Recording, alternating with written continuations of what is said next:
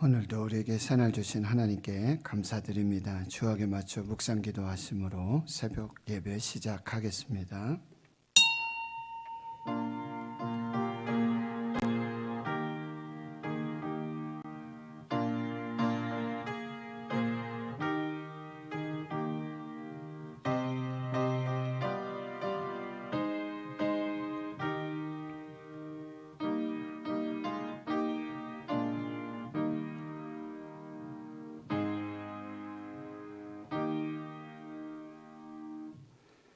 하나님 감사합니다. 새날 주시고 새 생명 주심 감사합니다.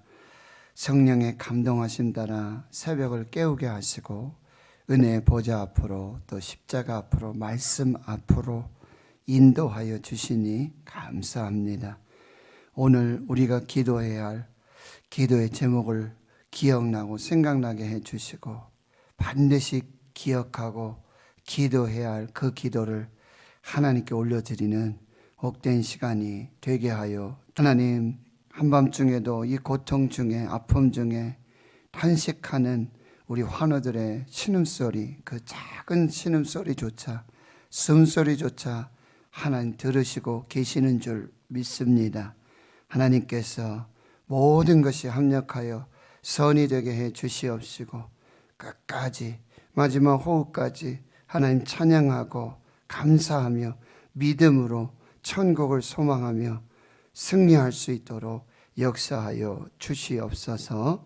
모든 것 감사드리옵고 예수님의 이름으로 기도하옵나이다. 아멘. 사도신경으로 신앙 고백하십니다. 나는 전능하신 아버지 하나님 천지의 창조주를 믿습니다. 나는 그의 유일하신 아들 우리 주 예수 그리스도를 믿습니다. 그는 성령으로 잉태되어 동정녀 마리아에게서 나시고 본디오 빌라도에게 고난을 받아 십자가에 못 박혀 죽으시고 장사된 지 사흘 만에 죽은 자 가운데서 다시 살아나셨으며 하늘에 오르시어 전능하신 아버지 하나님 우편에 앉아 계시다가 거기로부터 살아있는 자와 죽은 자를 심판하러 오십니다. 나는 성령을 믿으며 거룩한 공교회와 성도의 교제와 죄를 용서받는 것과 몸의 부활과 영생을 믿습니다. 아멘. 찬송가 407장입니다. 407장입니다.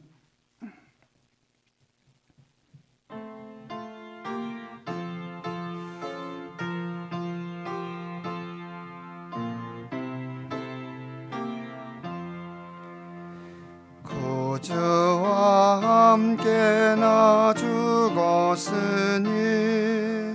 구주와 함께 나 살았도다.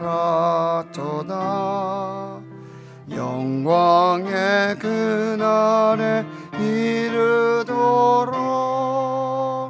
언제나 주만 바라봅니다. 언제나 주는 날 사랑하사 언제나 새 생명 주시나니 영광의 그날에 이르도록 언제나 주만 바라봅니다. 맘속에 시험을 맞을 때와 무거운 근심이 있을 때에 주께서 그때도 같이 하사 언제나 나를 도와주시네.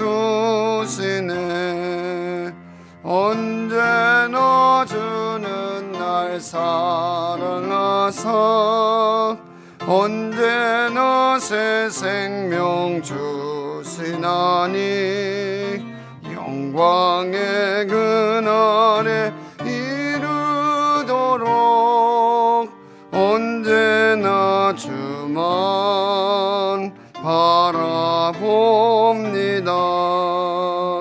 뼈 아픈 눈물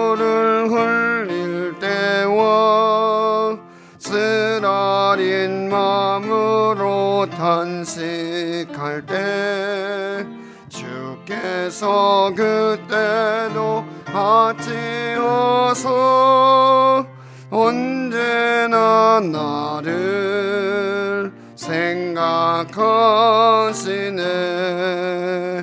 언제나 주는 날 사랑하사 언제나 새 생명 주시나니 영광의 그날에 이르도록 언제나 주만 바라봅니다.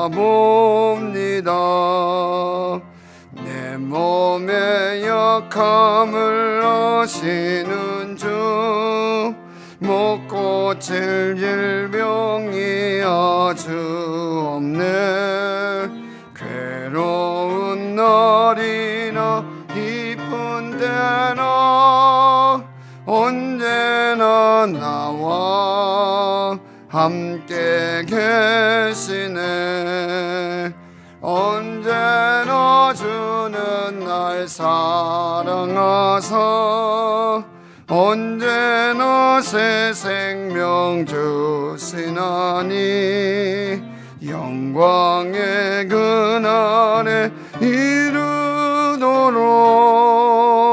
언제나 주만. 우리 4절 우리 환우들을 생각하며 4절이요. 내 몸의 약함을 아시는 주 못 고칠 질병이 아주 없네. 괴로운 날이나 기쁜 때나 언제나 나와 함께 계시네. 언제나 주는 날 사랑하사 언제나 새 생명 주시나니 영광의 그날에 이르도록 언제나 주만 바라봅니다. 아멘.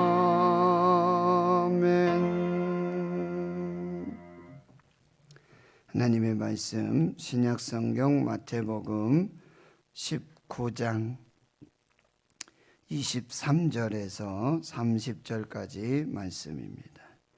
신약성경 마태복음 19장 23절에서 30절까지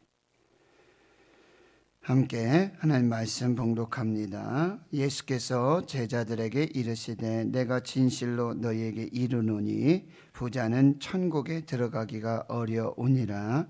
다시 너희에게 말하노니 낙타가 바늘기로 들어가는 것이 부자가 하나님의 나라에 들어가는 것보다 쉬우니라 하시니 제자들이 듣고 몹시 놀라 이르되 그렇다면 누가 구원을 얻을 수 있으리까?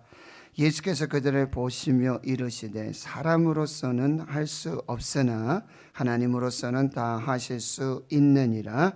이에 베드로가 대답하여 이르되 보소서 우리가 모든 것을 버리고 주를 따랐사온데 그런즉 우리가 무엇을 얻으리까? 예수께서 이르시되 내가 진실로 너희에게 이르노니 세상이 새롭게 되어 인자가 자기 영광의 보좌에 앉을 때에 나를 따르는 너희도 12 보좌에 앉아 이스라엘 12지파를 심판하리라. 또 내 이름을 위하여 집이나 형제나 자매나 부모나 자식이나 전토를 벌인 자마다 여러 배를 받고 또 영생을 상속하리라. 그러나 먼저 된 자로서 나중되고 나중된 자로서 먼저 될 자가 많으니라. 아멘. 예수님께서는 마태복음 이제 19장에 이르러서는 갈릴리 사역을 마치시고 이제 마지막 유다 예루살렘 이제 올라가시게 되는데요. 그것은 이제 십자가를 지시고 하나님이 보내신 그 사명을 감당하시기 위한 그 골고다 십자가를 향한 그 여정이 되고 있습니다. 아주 중요한 메시지들을 주시는데요. 또 결혼과 이혼에 관한 메시지, 또 어린 아이들을 통한 이 천국의 메시지를 주시는데, 어린 아이들은 아직 연약하지 않습니까? 돌봄이 필요하고요. 또 그들을 안수하고 축복하십니다. 기도의 대상이요, 축복의 대상이라고 한다는 것. 그리고 그 아이들을 한 인격체로 보아야 한다는, 하나님의 나라가 바로 그 어린 소자, 작은 자도 한 영혼도 잃어버리지 않으시는 하나님의 그 사랑, 긍휼하심을 볼 수 있게 됩니다. 16절부터는 어떤 사람이 나와 예수께 질문합니다. 영생을 얻으려면 어떻게 해야 합니까? 이 사람은 아주 젊은 부자 청년이었습니다. 율법을 잘 지키고요, 물질에도 부족함이 없는 사람이었어요. 그에게 아주 영생에 대한 그런 갈망함들이 있었습니다. 매우 좋은 어떤 신앙의 삶의 모습일 수 있습니다. 그러나 그는 결국 내 소유를 가난한 자들 위해서 다 팔아 나누어 주고, 그리고 나서 나를 따르라. 네가 계명 지키는 거 그 중요하다. 그러나 그 선한 일로 천국을 보장받을 수 없는 것이다. 계명을 지키고 있다면 진짜로 내 소유를 팔아서 다 버리고 네가 선택해라. 너 우선순위가 뭐야? 두 주인을 겸하여 섬길 수 없는데, 재물과 하나님 두 주인을 겸하여 섬길 수 없는데 네 주인은 누구야? 참된 주인은 누구야? 보물이 있는 곳에 내 마음이 있다고 내가 말하지 않았느냐? 네 보물은 뭐야? 소유를 다 팔아 가난하게 사람에게 주고, 그리하면 하늘에 천국에 너희 보물이 있을 것이다. 그게 진짜 가치고 그게 진짜 보물이야. 그게 네가 다 버리고도 반드시 얻어야 할, 붙잡아야 될 바로 그 영생이야. 네가 구하는 영생이 그거야. 그런데 이 젊은 부자 청년은 근심하며 돌아갑니다. 돈을 묵상하기에 돈이 주인이었기 때문에 그는 살인하지 말라, 간음하지 말라, 도적질하지 말라, 거짓 증거하지 말라, 내 이웃을 내 몸같이 사랑하라, 이 계명 다 지켰다고 했는데 진짜 중요한 첫 번째 계명은 그걸 지키지 않았어요. 나 외에 다른 신을 섬기지 말아라. 나 외에 다른 어떤 우상도 만들지 말아라. 그러나 그의 마음속에 이미 재물이, 물질이 우상이에요. 하나님보다 더 사랑하고 있는 거예요. 결국 예수님을 떠나가요. 천국 앞에서, 영생 앞에서, 길이요 진리요 생명이신 영생의 주인이신 예수 앞에서 그는 결국 영생을 포기하는 그런 인생이 되고 말았다는 거죠. 23절에 이제 그래서 제자들이 그러는 상황 속에 제자들에게 예수님이 또 중요한 메시지를 주세요. 부자는 천국에 들어가기가 어렵다. 낙타가 바늘귀로 들어가는 것이 부자가 하나님의 나라에 들어가는 것보다 쉬우니라. 여러분, 당시에 이스라엘에서 이제 찾고 볼 수 있는 가장 큰 동물 중에 하나가 낙타예요. 가장 큰. 근데 가장 작은 그게 이제 바늘귀죠. 낙타가 바늘귀로 들어가는 거 불가능하죠. 있을 수 없는 일이죠. 그런데 낙타가 바늘귀로 들어가는 게 부자가 천국 들어가는 것보다 더 쉽다. 그러니 제자들이요 듣고 몹시 놀랍니다. 깜짝 놀라죠. 누가 구원을 얻을 수 있겠습니까? 그렇다면 누가 구원받습니까? 불가능하지 않습니까? 예수님 26절의 말씀, 오늘 마음에 꼭 여러분 새기시기를 바랍니다. 사람으로는 할 수 없으나 하나님으로서는 다 하실 수 있느니라. 영생을 얻으려면 계명도 지켜야 한다. 하나님 사랑해야 된다. 마음 다하고 목숨 다하고 뜻을 다하여 힘을 다하여 하나님 사랑해라. 그리고 나를 따르라. 마지막은 오직 하나님으로만 가능하다. 오직 하나님의 주권이다. 구원은 하나님의 주권이다.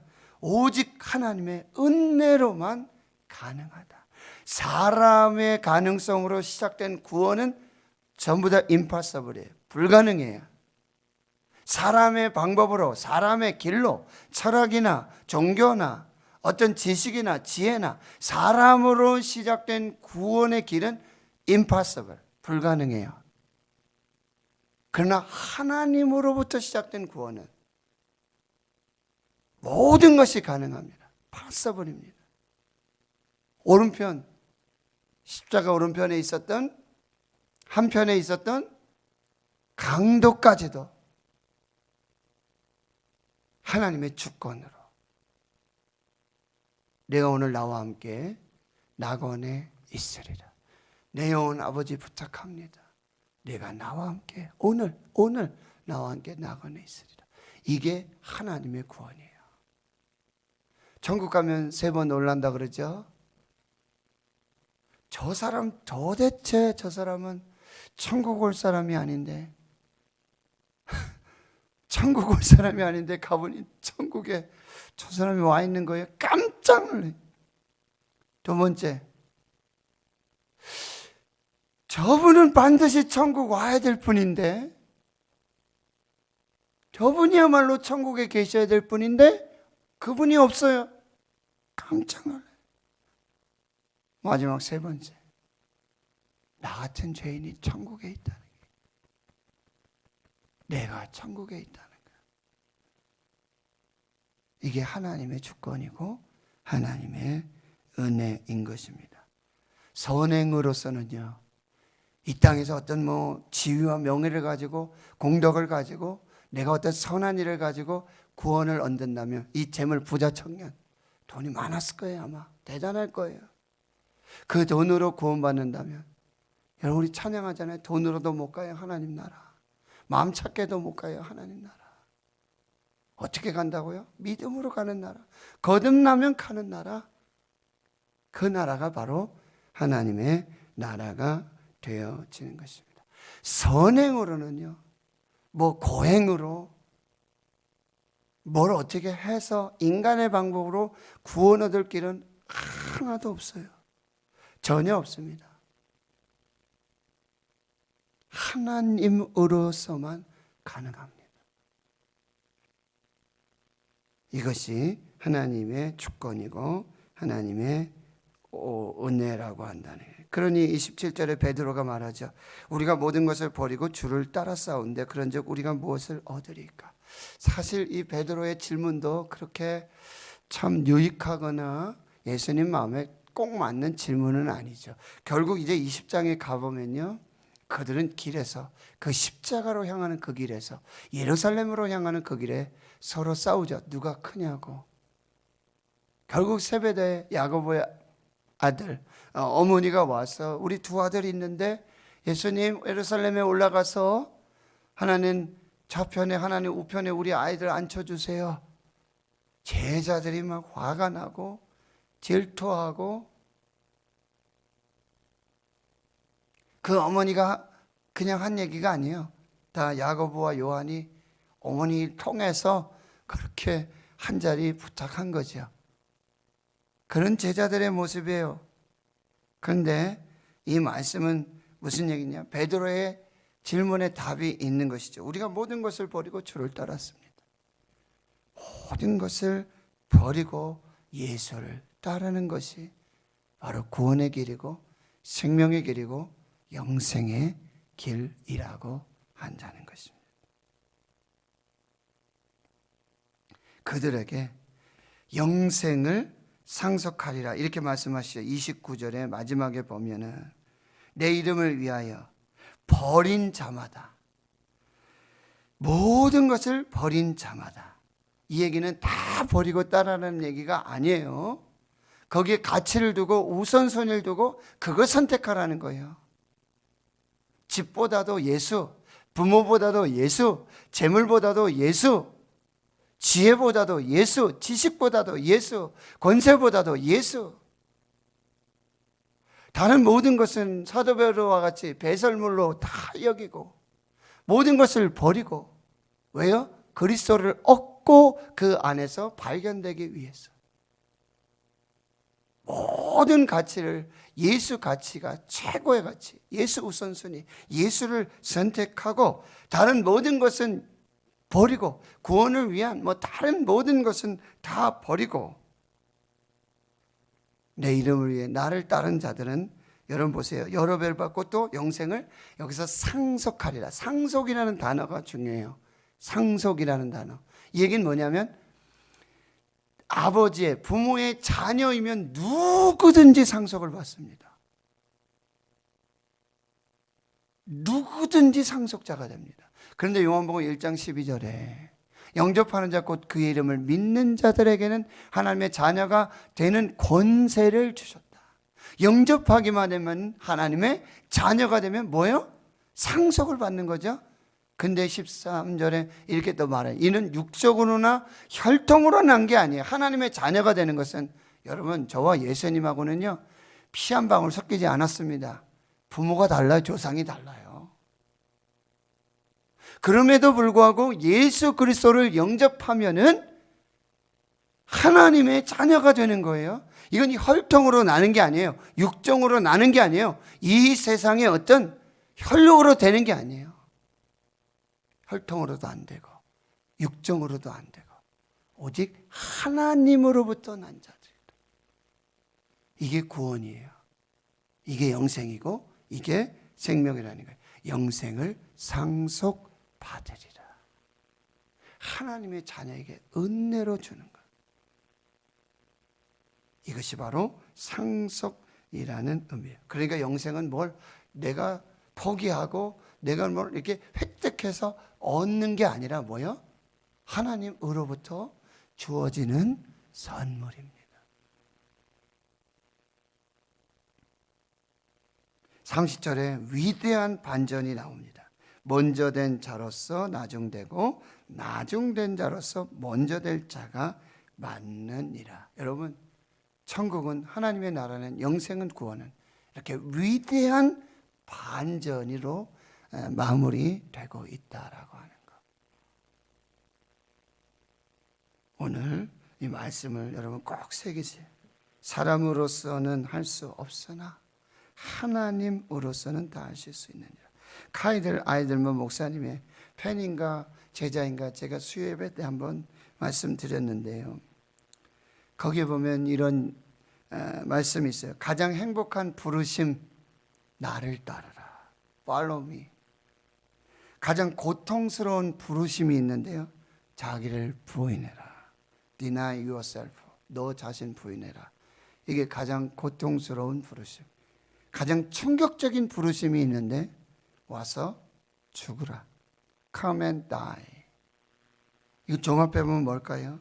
나를 따르라는 그런 행복한 부르심에 시작되어 그 부르심의 단계는 결국 자기를 부인하는 단계를 지나고요. 왜요? 아무든지 나를 따라오려거든 자기 부인하고 자기 십자가 지고 나를 따르라. 그리고는요, 그 부르심의 끝은 뭐냐면 와서 죽으라는 거예요. 십자가에 같이 죽으라는 거예요. Come and die. 너를 부른 목적은 나와 함께 십자가에 죽게 하기 위한 부르심이다. 이렇게 말씀하고 있는 거예요. 그러면서 한 사람을 소개하는데요. 윌리엄 보드라고 하는 1800년대 말, 오늘날로 따지면 수십억 달러 가치에 달하는 낙농회사의 상속자로 태어난 사람이에요. 명문대 졸업생입니다. 예일대학, 프린스턴 대학 학위를 취득하고 그리고 마지막 그리스도의 제자가 되기로 결심하고 그리스도의 제자로 기억되기를 원했어요. 그래서 수백만 달러, 수십억 달러의 가치의 상속을 다 버리고 예수님의 제자가 되기 위해 예루살렘의 부르심, 예수님의 부르심, 나를 따르라, 자기를 부인하라, 그리고 와서 죽으라 라고 하는 이 부르심에 따라 이슬람 교도의 땅 이집트로 갔다가 거기서 25살에 죽게 되어지는 것이죠. 윌리엄이 고등학교 졸업하자 그의 부모는 그에게 세계 여행을 권고합니다. 그리고 유럽과 아시아, 중동 여행하는 중에 복음이 닿지 않은 곳에 찾아가라는 하나님의 부르심을 받게 되고요. 예수님을 위한 선교의 삶을 바치겠다고 편지를 부모님께 남기는데요. 그리고 자신의 성경책에 문장 하나를 씁니다. 남김없이. No reserve. 남김없이. 윌리엄은 예수를 따르는 온전한 헌신이 필요하다는 사실을 깨닫게 됩니다. 그럼에도 이제 아버지의 관건으로 예일 대학에 들어가서 첫 해에 오직 주님만을 사랑하기로 결심하고 한 친구와 아침마다 성경 읽고 기도하는 모임을 시작합니다. 그리고는 아침에 눈만 뜨면 예일 대학 안에 성경 읽기 기도 모임이 하나씩 생겨나는 놀라운 역사를 경험하게 되고 윌리엄이 4학년이 됐는데 그 모임이 무려 1000개에 이르게 됩니다. 그리고 당시 일기장에는 늘 자신을 부인하고 예수님께 순종하리라고 자신의 결단을 기록하게 되어지죠. 또 대학 시절 윌리엄은 뉴 헤이븐 거리에 노숙하는 이 노숙자들을 돕기 시작합니다. 알코올 중독자들을 돕기 시작해요. 그래서 예일 호프 미션을 단체를 세워서 그 노숙자들, 알코올 중독자들을 돕기 시작합니다. 그리고 재학 중에는 아버지가 돌아가시면 이제 막대한 재산을 물려받게 돼요. 대학을 다니고 있는데 아버지가 돌아가셔요. 그 수십억 달러의 막대한 재산을 유산으로 받게 되는데 그는 그거에 연연하지 않고요. 그의 성경책 뒷면에 다시 한 문장, 두 번째 문장을 쓰는데 후퇴 없이 No retreat. 뒤로 물러나지 않겠다. 후퇴하지 않겠다. 윌리엄은 예수님을 따르기 위해서 뒤를 돌아보지 말아야 한다는 사실을 깨닫고 있었던 거예요. 그리고 이제 마지막 세계 선교에 부르시는 주님의 음성을 듣고 중국의 깐수성에 가서 복음을 전하기로 마음을 먹어요. 그러나 이제 중국 들어가기 전에 아람어를 배우고 이슬람 지역에 선교 준비를 위해 먼저 이집트로 떠나게 되어집니다. 그런데 그곳에서 척수막염에 걸려서 한 달 뒤 25살 나이에 25살 수십억 달러의 유산이 있죠. 그리고 공부를 얼마나 했는지요. 그리고 그동안 그가 이뤄놓은 어떤 업적들이 있었죠. 놀라운 하나님의 역사였죠. 그러나 25살에 카이로에 묻혀서 거기 세상을 떠나게 되어지는 것입니다. 윌리엄의 삶을 어리석다고 말할 사람이 많이 있을 것입니다. 예수님 따른다고, 예수님 제자가 된다고 가족 버리죠, 재산 버리죠, 미래까지도 다 팽개쳐 버린 것이고요. 결국 중국에 가고자 하는 그런 선교지 한 발짝도 가보지 못하고요, 구경도 하지 못하고 바로 이집트에서 25살에 생을 마감하게 되어지는 것이죠. 그러면 생각해 보십시오.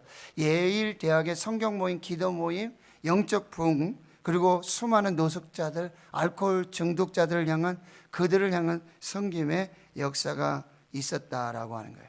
그가 죽고 나서 그의 성경책에 세 문장이 있었는데 첫 번째 아까 말씀드린 no reserve, 남김없이. 두 번째 후퇴 없이 no retreat, 나는 후퇴하지 않겠다. 세 번째는 no regard, 후회 없이. 남김없이, 후퇴 없이, 후회 없이. 이 세 글자의 성경 뒤편에 있었던 25 죽고 나는데 유품을 살펴봤는데 성경 뒤에 있었던 세 문장, 남김없이, 후퇴 없이, 후회 없이.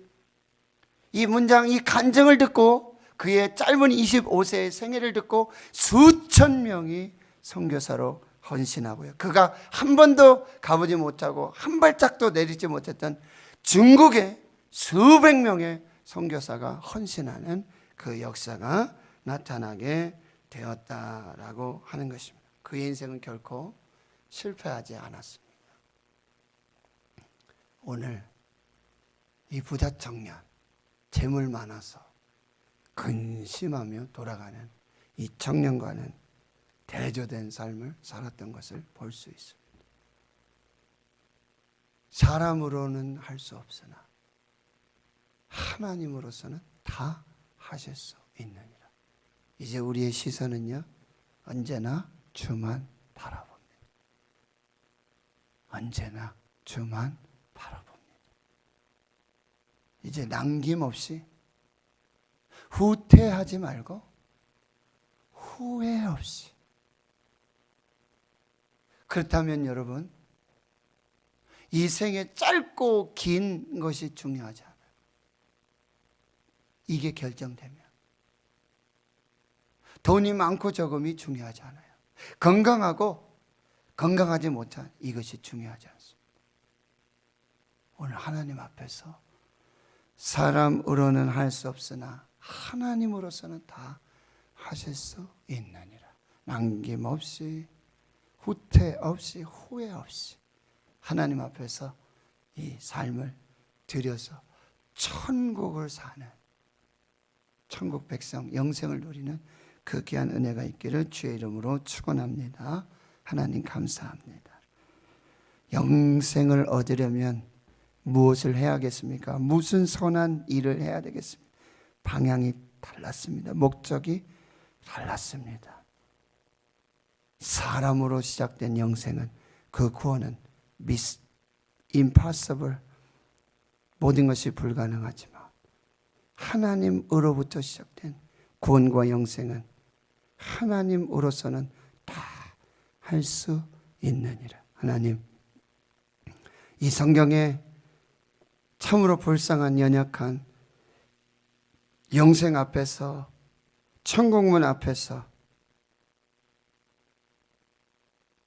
예수님을 떠났던, 근심하였던 이 청년과 윌리엄 보드 25살, 남김없이 후퇴 없이 후회 없이 세 문장 남기고 그를 통한 하나님의 나라, 하나님의 영생 구원의 역사를 다시 기억하면서 오늘 하나님 앞에 서기를 원합니다. 언제나 주님만 바라보기를 원합니다. 흔적 없이 지나가는, 인생의 한 호흡같이 지나가는, 풀의 꽃같이 사라지는, 마른 풀같이 사라지는 우리의 연약한 인생 중에도 영생, 하나님의 나라, 그 구원을 소망하며 끝까지 하나님 앞에서 하나님의 뜻을 이루어가는 저희들 되게 주여 도와주시고, 먼저 된 자로 나중되고 나중된 자로 먼저 될 것을, 위대한 천국의 반전을 소망하며 그 반전의 역전의 주인공으로 살면서 하나님의 뜻을 이루게 해 주시옵소서. 이제는 우리 구주 예수 그리스도의 은혜와 하나님 아버지의 무한하신 사랑하심과 성령의 교통하심이 이제로부터 영원토록 함께 하시옵기를 간절히 축원하옵나이다. 아멘.